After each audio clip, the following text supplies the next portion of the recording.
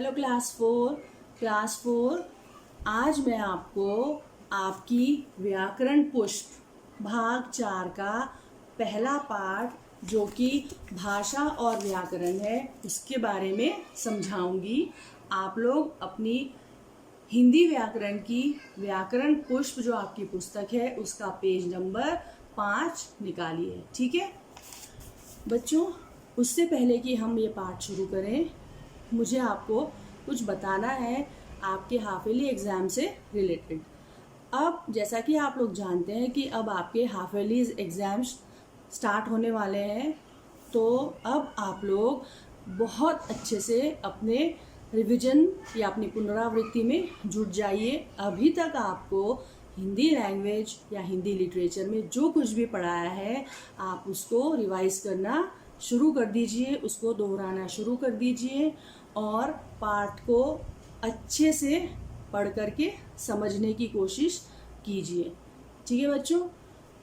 और दूसरी बात, जितना भी होमवर्क फर्स्ट होमवर्क से लेके अभी जो आपका होमवर्क आएगा 19th, फर्स्ट से लेके 19th होमवर्क तक सारे बच्चे मुझे अपना छूटा हुआ होमवर्क कंप्लीट करके फटाफट भेजिएगा, क्योंकि आपको प्रत्येक होमवर्क में 1 अंक मिलेंगे।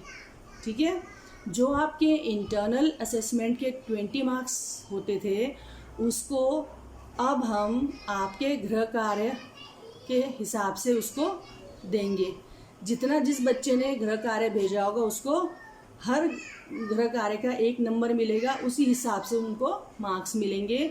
तो यदि आपको अपने मार्क्स कंप्लीट चाहिए तो आप मुझे अपना गृह कार्य पूरा करके भेजिए और प्रत्येक बच्चा सुलेख अवश्य करेगा। मैं देख रही हूँ अभी भी कितना मेरा कहने के बाद भी आप लोग में से बहुत बच्चे ऐसे हैं जो सुलेख बिल्कुल भी नहीं भेज रहे हैं, तो आप सुलेख भी भेजिए। ठीक है बच्चों, और अपनी एग्ज़ाम्स की तैयारी बहुत अच्छे से कीजिए, अपना ध्यान रखिए, अपने घर में रहिए और सुरक्षित रहिए। ठीक है, अब आप लोग पृष्ठ संख्या 5 निकालिए। अब मैं पाठ का वाचन शुरू करवा रही हूँ। बच्चों, जैसा कि आप जानते हैं इस पाठ में हम भाषा, व्याकरण, लिपि के बारे में पढ़ेंगे। तो भाषा से आप क्या समझते हैं, किसको कहते हैं भाषा?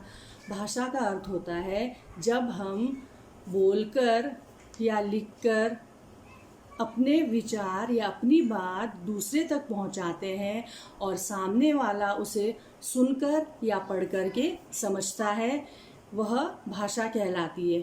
ठीक है, जैसा कि पेज नंबर 5 में या नीचे इस पिंक बॉक्स में दिया हुआ है भाषा की व्याख्या, उसको देखिए। भाषा वह साधन है जिसके द्वारा हम अपने विचारों को दूसरों तक पहुंचाते हैं और दूसरे के विचारों को समझ सकते हैं। यदि भाषा ही नहीं होती तो हम एक दूसरे को कैसे समझते या एक दूसरे के विचार को हम कैसे समझते। ठीक है, अब पेज पलटिए, पेज नंबर 6 निकालिए, उसमें है भाषा के रूप।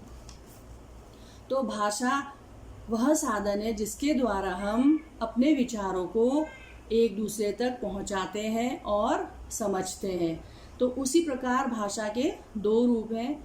एक रूप है मौखिक भाषा और दूसरी लिखित भाषा। तो पहली है मौखिक भाषा। मौखिक भाषा जैसा कि इसके नाम से ही विदित है कि जो भाषा बोल कर के समझाई जाए वह मौखिक भाषा कहलाती है। जैसे बोलना भाषा का पहला रूप है। सबसे पहले इंसान ने बोलना सीखा था, लिखना पढ़ना तो बहुत बाद में सीखा। तो बोलना भाषा का पहला रूप है। इसमें बोलकर अपने मन की बात कही जाती है और दूसरा उसे सुनकर समझता है। टेलीफोन पर बात करना और रेडियो सुनना आदि मौखिक भाषा के उदाहरण हैं। तो मौखिक भाषा में हम बोल कर के अपने मन की बात या अपने विचारों को दूसरे तक पहुंचाते हैं और दूसरा हमारे द्वारा बोली गई बात को या विचारों को सुन कर के समझता है।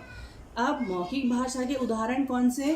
टेलीफोन पर बात करना, और रेडियो सुनना आदि। टेलीफोन पर बात करना, क्योंकि हम बोल करके सामने वाले को अपनी बात कह रहे हैं, और रेडियो में भी कोई बोलता है जिसे हम सुन करके उनकी बात को समझते हैं। ठीक है, अब आते हैं हम लिखित भाषा।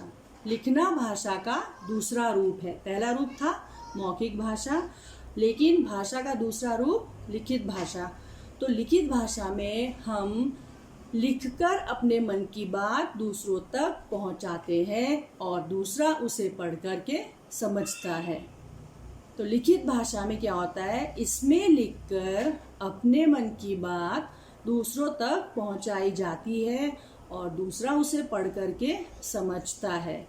पुस्तक और समाचार पत्र आदि लिखित भाषा के उदाहरण हैं। तो लिखित भाषा के दो उदाहरण कौन से हैं? पुस्तक और समाचार पत्र। पुस्तक इसलिए क्योंकि वह लिखित रूप में है, आप जब उसे पढ़ेंगे तभी आपको समझ में आएगा कि वह हमें क्या समझा रही है या क्या बात उसमें है। ठीक है, और समाचार पत्र में भी आप समाचार पत्र लिखित रूप में आप उसको पढ़कर ही समझ सकेंगे। ठीक है, अब आते हैं हम लिपि। देखो बच्चों, सभी भाषाओं में लिखने पढ़ने के लिए वर्णों के रूप में कुछ चिन्ह निश्चित होते हैं। इन्हीं चिन्हों के द्वारा हम अपनी बात लिखकर प्रकट करते हैं। इन चिन्हों को लिखने के ढंग को ही लिपि कहते हैं। भाषा के वर्णों को लिखने के ढंग को लिपि कहते हैं। तो प्रत्येक भाषा की एक लिपि होती है, और हमारे देश में प्रचलित कुछ भाषाओं और उनकी लिपियों के नाम इस प्रकार हैं। अब यहाँ पे देखिए, आपने दिया हुआ है, यहाँ पे आपकी बुक में यहाँ पे दिया हुआ है भाषा, और यहाँ पे कौन सी लिपि है, कौन सी भाषा की कौन सी लिपि है। तो जैसे पहला है हिंदी और संस्कृत। हिंदी और संस्कृत की लिपि है देवनागरी।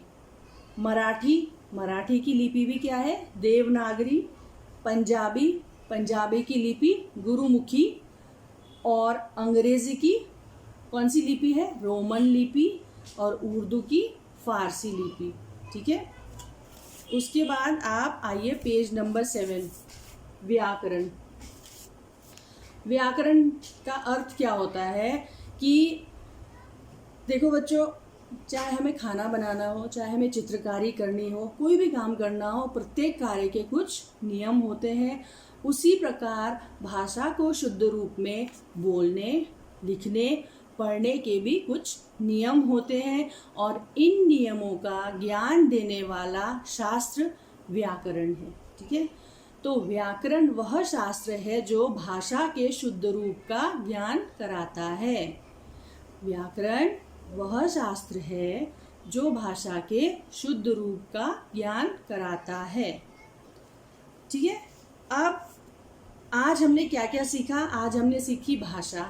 भाषा मतलब कि अपने विचारों और अपने भावों को दूसरों तक पहुंचाना तथा दूसरे के भावों को ग्रहण करना भाषा है। भाषा के दो रूप हैं, पहला मौखिक भाषा, दूसरा लिखित भाषा। और उसके बाद हमने क्या सीखा? लिपि, कि लिखने के ढंग को लिपि कहते हैं। और फिर हमने पढ़ा व्याकरण। व्याकरण क्या है? व्याकरण वह शास्त्र है जो भाषा के शुद्ध रूप का ज्ञान कराता है। ठीक है बच्चों, पेज पलटिए। बच्चों, आज का वाचन हमने पूरा किया। अब मैं आपको आपका 19वां गृह कार्य जो है वो इसी पार्ट से संबंधित दूंगी। ठीक है बच्चों, अब आपने जो पीछे पेज पलटा है उसमें पहला देखिए अभ्यास, उचित शब्दों का प्रयोग करके रिक्त स्थानों की पूर्ति कीजिए। पहला है क। भाषा के दो रूप होते हैं, डैश और लिखित। तो डैश में क्या आएगा? मौखिक। भाषा के दो रूप मौखिक और लिखित। ख। भाषा को लिखने के ढंग को क्या कहते हैं? यहाँ पे आएगा लिपि। फिर ग में देखिए, डैश भाषा के शुद्ध रूप का ज्ञान कराता है, यानी कि व्याकरण भाषा के शुद्ध रूप का ज्ञान कराता है। समाचार सुनना भाषा का कौन सा रूप है? सुनना। हमने पढ़ा था ना अभी कि जब हम किसी की बात को सुन कर के समझते हैं, कोई अगर बोल रहा है और हम सुन कर के भाषा को समझ रहे हैं या उसके विचारों को समझ रहे हैं, तो वह क्या कहलाता है? मौखिक रूप। ठीक है, तो बच्चों इस पार्ट को आप एक बार अवश्य पढ़िएगा। अब हम अगली क्लास में मिलेंगे और मुझे उम्मीद है कि आप लोग अपने एग्ज़ाम्स की तैयारी, जो आपके हाफ ईयरली एग्ज़ाम्स होंगे, उसकी तैयारी बहुत अच्छे से करेंगे।